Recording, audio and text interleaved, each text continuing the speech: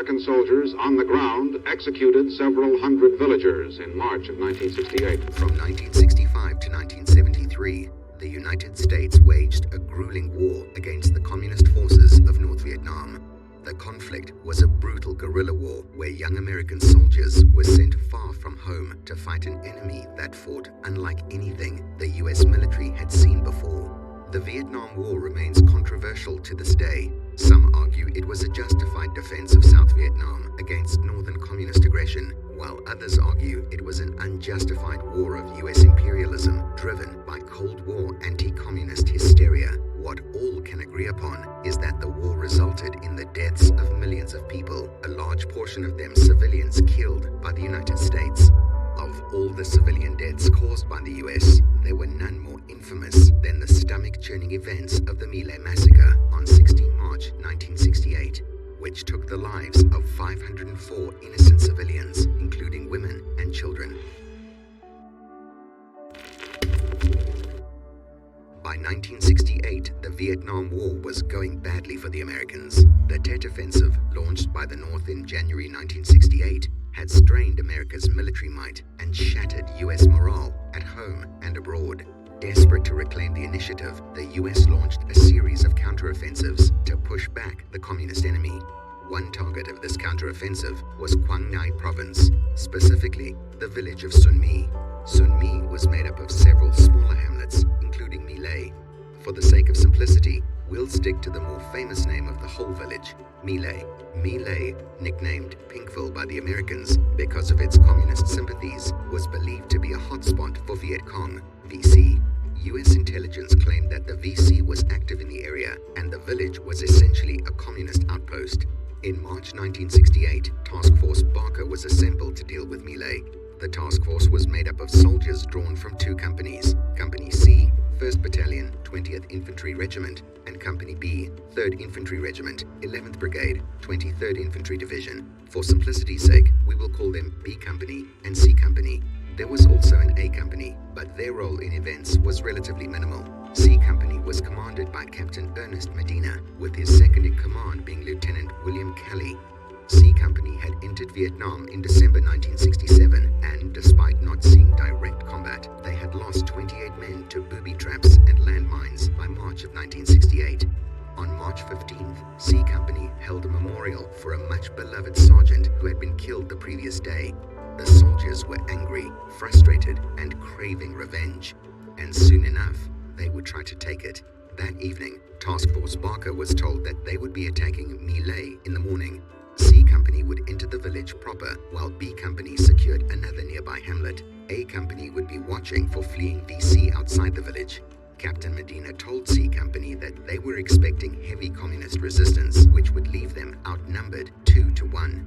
Medina also told his men that the civilian population would be leaving for market at 7 a.m. the next morning, and so everyone who remained was to be considered an enemy. There is no clear picture of what happened at the briefing. Some soldiers claim that Medina was asked what to do if women and children were found. Supposedly, their orders were to kill any combatant or suspected combatants they came across. One soldier claimed that Medina told them, "They're all VC, now go and get them." Another one claimed that Medina told them their enemy was anybody who was running from us, hiding from us, or appeared to be the enemy. If a man was running, shoot him. Sometimes, even if a woman with a rifle was running, shoot her. As chilling as this might sound, it was not unusual. Many soldiers and observers noted the casual attitude to violence against civilians among American soldiers. Body counts were king in Vietnam.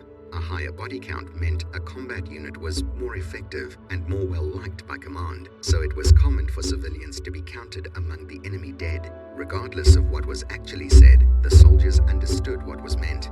Rifleman Bernardo Simpson, remembering the briefing years later, knew what they were being ordered to do. "We were told to leave nothing standing. We did what we were told, regardless of whether they were civilians." At 7:24 a.m. on the 16th of March, artillery shattered the peace of the Vietnamese countryside. Shells rained down on a shocked and unsuspecting civilian population. Between 7:30 and 7:37, C Company were inserted by helicopter into the hamlet of My Lai.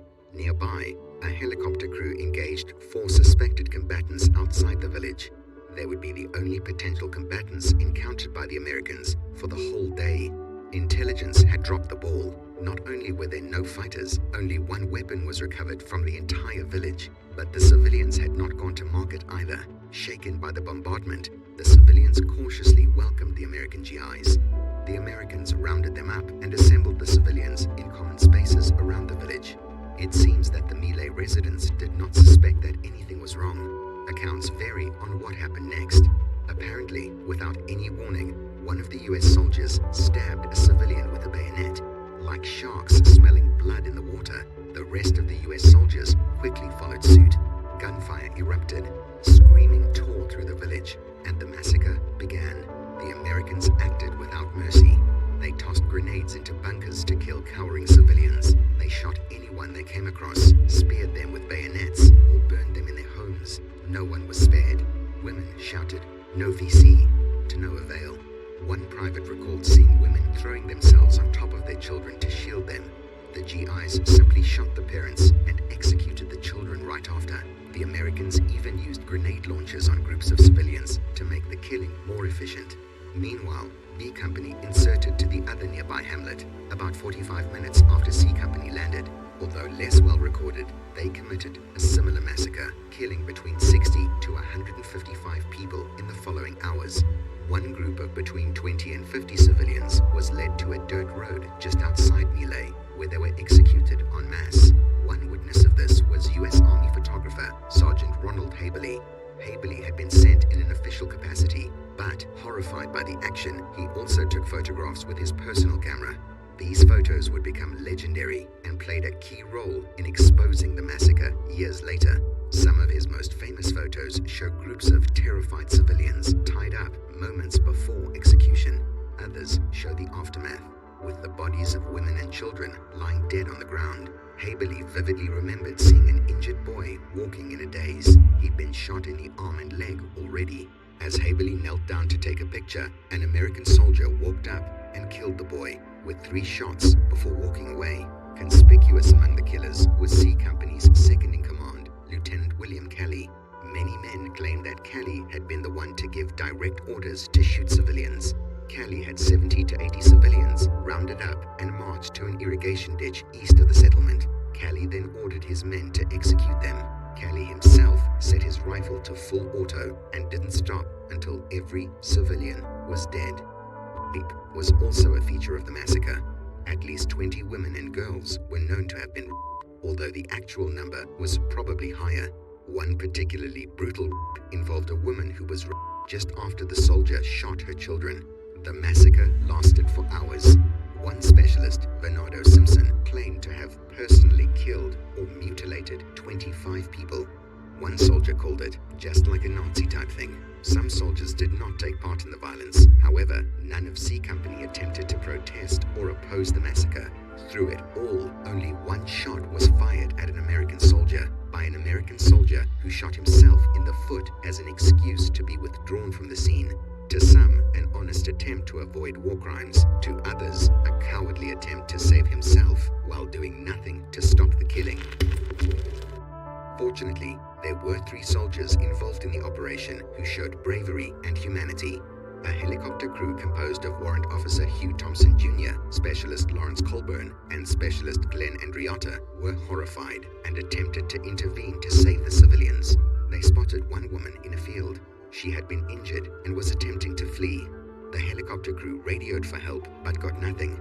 They launched a smoke grenade in an attempt to give her cover, but they could only watch as Captain Medina coldly walked up to the woman and executed her at point-blank range. Thompson later spotted the troops heading for a bunker full of civilians and landed his helicopter between the bunker and the soldiers. Leading the troops was none other than Lieutenant Kelly. Thompson urged him to help the civilians to escape, but Kelly only told him it would be better to kill them. Realizing how things stood, Thompson took things into his own hands. He and his crew began evacuating the civilians themselves. The helicopter gunner, Specialist Colburn, was given a simple order: if any of the Americans attempted to stop the evacuation, shoot them. None did. Together, the crew managed to save about a dozen civilians. Specialist Glenn Andriotta even leapt into the irrigation ditch full of bodies to rescue an unharmed 4-year-old child. These precious lives were saved, but in the final accounting, it felt like a hollow achievement. Estimates for the death count vary. The Vietnamese government reports 504 victims. The Americans claim 347. The vast majority were women and children. At least 17 of those women were pregnant, and 56 of the children were infants. As for men, almost half were over 60, and the rest were mostly too old or sick to have been any threat. Only 4 suspected VC soldiers had been killed, and they were outside the village. When Thompson and his crew returned to base, they immediately told their superiors about the events. "It's mass murder out there," Thompson told his captain. "They're rounding them up and herding them in ditches and then just shooting them." The reports went up the chain of command, eventually reaching Colonel Orrin Henderson. Henderson interviewed Thompson soon after. However, any hopes that justice would come were quashed. The official report from Task Force Barker claimed that they had killed 128 VC. No mention of civilian casualties was made. Ultimately, command chose to believe the official line. Henderson, despite interviewing Thompson, recommended Captain Medina for promotion less than 2 weeks after the massacre. General William Westmoreland, head of MACV, sent a congratulatory message to C Company, and military newspapers proudly reported on the company's supposed victory over a village of VC soldiers. However, not everyone believed the story. An initial investigation by the military concluded that 20 civilians had inadvertently been killed, mostly by the opening artillery barrage. Meanwhile, the truth was no secret to the soldiers of C Company, who boasted of how they executed hundreds of civilians. One person who caught wind of this was Specialist Ron Ridenour. Some days later, Ridenour was flying over My Lai and saw the ditches still clogged with the bodies of civilians. Despite everything, it took months for anything to be done. In late 1968, Tom Glenn wrote a letter to military authorities describing an epidemic of violence against civilians in Vietnam. Although My Lai was not mentioned, it was implied to be part of a wider pattern of U.S. violence towards civilians. The military assigned one Colin Powell to investigate the claims in late 1968, but he quickly concluded that the accusations were exaggerated. This was the same Colin Powell who would go on to become Secretary of State under the Bush administration, where he played a key role in the War on Terror. It seemed that the military was attempting to cover up the massacre. Upon leaving the army, Rob Ridenour added his voice to the growing chorus calling for an investigation. Ridenour wrote dozens of letters exposing the massacre to President Nixon, the Pentagon, and at least 30 congressmen. None of them responded publicly. However, the military could no longer ignore that civilian deaths had indeed occurred at My Lai. In September 1969, they quietly charged Lieutenant Kelly, and Kelly alone, with 6 counts of murder. The story might have been brushed aside were it not for the journalist Seymour Hersh. Hersh was aware of the simmering accusations about My Lai, and on November 13, 1969, published an explosive article that exposed the massacre and the military's prosecution of Kelly. In the following weeks, Sergeant Haberly, the photographer on the scene in My Lai, shared his photographs with Life and Time magazines. The photos laid it bare. U.S. soldiers had massacred hundreds of Vietnamese civilians and tried to cover it up. The revelations were shocking and shattered public confidence in the war. The Nixon administration, spearheaded by National Security Advisor Henry Kissinger, tried and failed to contain the story. By the end of the year, CBS was airing interviews with soldiers who openly admitted to partaking in the massacre. However, the idea that U.S. troops could do something like this was too much for some people to accept. A poll of Minnesota residents said that 49% of people thought the story was false, invented by anti-war advocates to demonize the troops. The military had no choice but to do a proper investigation. Lieutenant General William Pearce was appointed to investigate. His report in March 1970 found that at least 200 civilians had been killed, and at most 4 VC. He concluded that a tragedy of major proportions had occurred. In the fallout, 26 soldiers were charged, a small fraction of those involved. 4 officers, including Kelly, and 9 enlisted men were charged for the massacre itself, while 12 others were charged with covering it up. Of the 25 charged, 5 made it to trial. Of those 5, all but 4 were acquitted. On March 29, 1971, Lieutenant William Calley was sentenced to life in prison for killing at least 22 innocent civilians. He was the only person ever charged relating to the My Lai massacre. At his trial, Calley showed no remorse. According to him, he was just following orders. He remained convinced that the civilians of My Lai were his enemy. When it became between me and that enemy, I had to value the lives of my troops, and I feel that is the only crime I have committed. The reactions to the sentence were mixed. Many still felt the accusations were false. Others felt that everything was justified. A Gallup poll found that 79% of people disapproved of Calley's life sentence, and a sizable number of people argued he shouldn't have been charged at all. Almost immediately, President Nixon intervened and changed Calley's prison sentence to house arrest. In 1974, Calley was given a full pardon, having served only 3.5 years of his life sentence. Meanwhile, the heroic actions of Thompson, Colburn, and Andriotta were ignored for years. The military initially awarded Thompson the Distinguished Flying Cross for rescuing civilians from a combat zone, while the other two members got the Bronze Star. Thompson's commendation lied about events in an attempt to cover up the massacre, which so disgusted Thompson that he threw it away. Andriotta was killed in action later that year and never sought justice for the events at My Lai. In 1998, 30 years after the massacre, Thompson and Colburn were awarded the Soldier's Medal, the highest honor bestowed by the Army for non-combat actions. Andriotta was given it posthumously. They even visited My Lai and met some of the people they saved.